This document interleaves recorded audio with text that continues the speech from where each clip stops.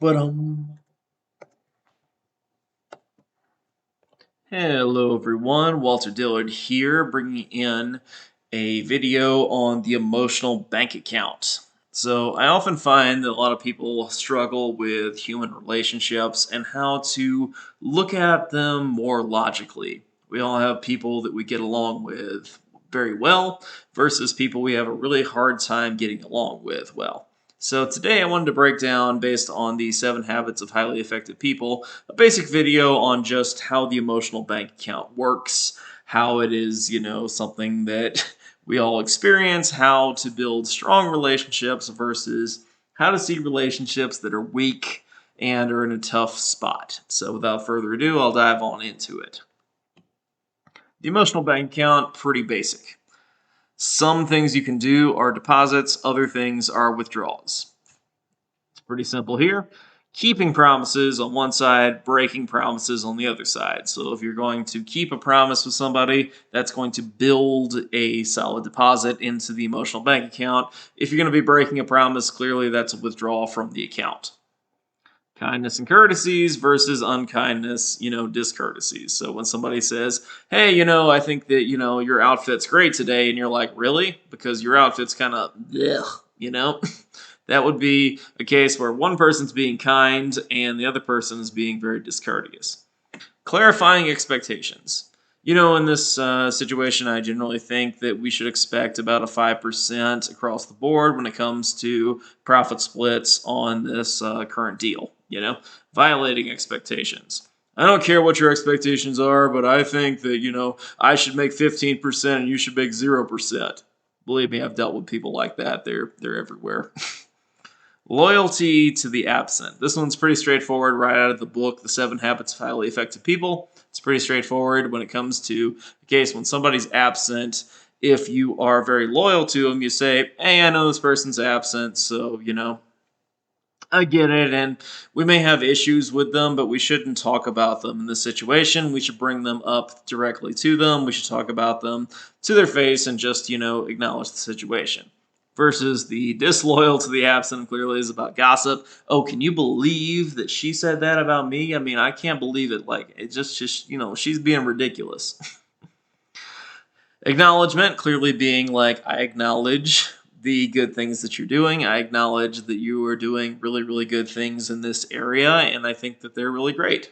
Versus, the arrogance of like, well, I'm better than everybody, and everybody should do things my way because my way is the best, to be honest. Sincere apologies are pretty straightforward. I'm really sorry about this. I wish I had done this differently in the past, but I'm sorry that I did this way. Versus defensiveness being something, like a non-apology, right? Where somebody is going to basically say, well, I'm sorry you took offense to what I said, because that's on you. Versus, I didn't do that. That's not my fault. That's your fault. Being open to feedback, I understand we have a problem in this situation, and, it is what it is, and I'm really sorry we kind of have an issue in this situation and that you feel this way about it, but I'm somebody that's, willing to acknowledge that and willing to see what I can do differently in the future to make it better for you. Versus placing blame. That's not my fault, that's your fault. The emotional bank account's very straightforward. It's very much one of these things that goes back and forth in terms of what is clearly a deposit into the relationship versus, something that is clearly a withdrawal.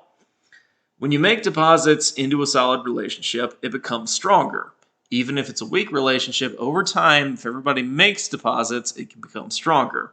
Versus if, you have people making deposits versus withdrawals, things can become weaker. That's best illustrated by this Punnett square here, which we all remember from high school biology around genes here, right? So if we look at person 1 here making a deposit, person 2 making a deposit, that is the best relationship you can see. We have both people making deposits, everybody is contributing positively to the relationship, and the relationship grows stronger and stronger over time. Versus if we look down a little bit further, person 1's making a deposit versus person 2 is making a withdrawal here. We have a case like in the last problem, you see a case where one person is really making a deposit, the other person's making a withdrawal. We can illustrate this back here. You know, we have a situation where one person keeps a promise and the other person breaks it. See? Deposit, withdrawal. Pretty straightforward. Versus here, we have the opposite, where person 2 is making deposit and person 1 is making withdrawal from the relationship. And then, of course, we have the final example where person 2 is making withdrawal, person 1 is making withdrawal, the worst possible relationship. So my point with this whole video and this whole situation is basically to illustrate how simple human relations can be. If everybody's willing to be person 1, person 2 here making a deposit, it's pretty straightforward. As long as you're willing to give into the relationship and the other person's willing to give into it, then we have something that builds to be strong, to be the strongest possible relationships, the strongest possible mastermind alliances, you know? It's a case where everybody can get along and everything is great. However, once we have these other situations, it gets to be tough.